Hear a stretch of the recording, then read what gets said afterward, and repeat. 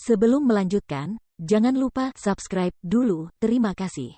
Bab 396, kamu benar-benar kecanduan melihatnya. Mereka semua adalah pakar industri. Kau yakin? Ningxi mengangkat alisnya tanda bertanya. Tak seorang pun bisa memastikan apakah kemampuan akting Ningxi benar-benar terasah, tetapi beberapa orang mulai ragu saat melihat ekspresi tenang Ningxi. Salah satu artis wanita yang memegang gaun itu tanpa sadar melepaskan jarinya dan bergumam, meskipun gaun compang camping ini bagus, aku tetap tidak bisa melihat kualitas terbaiknya. Dari mana dia mendapatkan rasa percaya dirinya? Apa yang masih kau perhatikan? Dia pasti berbohong. Bahkan jika kita salah, bagaimana mungkin Kak Maxine dan Kak Yimo salah? Kau benar, aku hampir saja tertipu olehnya. Sambil mengejek artis itu, dia melihat sebuah tong sampah di sampingnya dan tertawa dingin saat dia hendak membuangnya. Namun, sebelum dia mengenakan gaunnya, Ningxi menatapnya dengan tatapan yang sangat dingin dari tempatnya berdiri dan hal itu membuatnya sangat takut hingga dia berhenti di tengah jalan. Seniman itu menggigit bibirnya dan menunduk untuk memeriksa gaun itu lagi. Kain perca ini. Kau benar-benar ketagihan melihatnya, ya? Kata seseorang di sampingnya sambil mengulurkan tangan untuk mengambil gaun itu dari tangannya. Artis wanita itu sedang memeriksa bagian kerah gaun itu ketika dia melihat sesuatu yang membuatnya langsung pucat. Dia menunjukkan ekspresi terkejut dan berkata, "Berhenti, jangan sentuh itu. Hati-hati. Kamu. Ada apa denganmu? Kenapa kamu begitu terkejut?"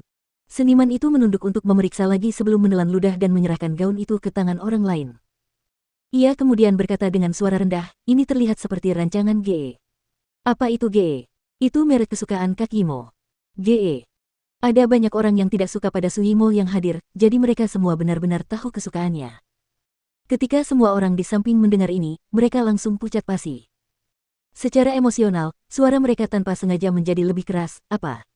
Ini merek favorit si Simo. GE." Tiba-tiba terjadi keheningan di antara kerumunan yang sebelumnya riuh.